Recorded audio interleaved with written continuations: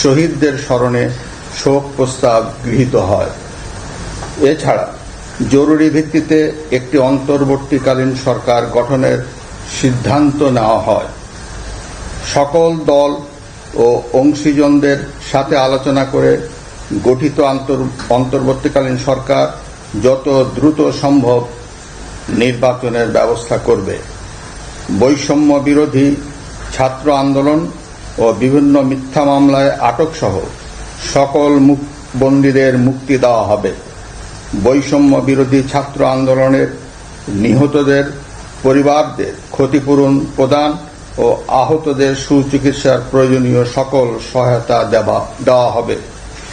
সর্বসম্মতিক্রমে বিএনপির চেয়ারপারসন বেগম খালেদা জিয়াকে মুক্তি দেওয়ার সিদ্ধান্ত নেওয়া হয়। প্রিয় দেশবাসী, আমি দেশের আইন শৃঙ্খলা পরিস্থিতি স্বাভাবিক করতে এবং লুপ্তরাজ ও ধ্বংসাত্মক কর্মকাণ্ড বন্ধ করতে রাজনৈতিক দলগুলোর প্রতি আহ্বান জানাচ্ছি।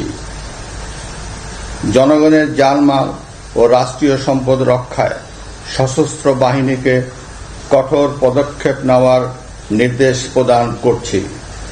সাম্প্রদায়িক সম্প্রীতি ও সংখ্যালঘুদের নিরাপত্তা নিশ্চিত করতে এবং সরকারি সম্পত্তি রক্ষায় সকলকে এগিয়ে আসার আহ্বান জানাচ্ছি।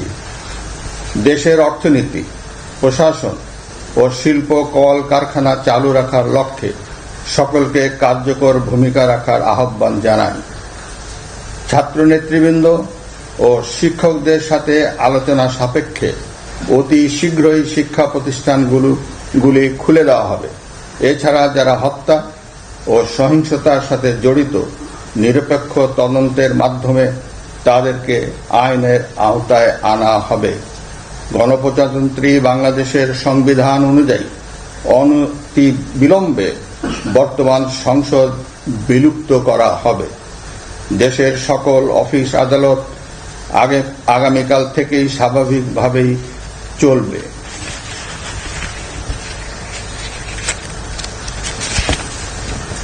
প্রিয় দেশবাসী, আসুন আমরা দেশকে বাঁচাতে একযোগে কাজ করি। পারস্পরিক হিংসা বিদ্বেষ ভুলে ও প্রতিহিংসার ঊর্ধ্বে উঠে দেশকে এগিয়ে নিতে নিজ নিজ অবস্থান থেকে ভূমিকা রাখার জন্য আমি বিনয়ের সাথে আপনাদের প্রতি অনুরোধ করছি। একটি সুন্দর ও সোনালী ভবিষ্যতের প্রত্যাশায় আমরা এগিয়ে যাব ইনশাআল্লাহ।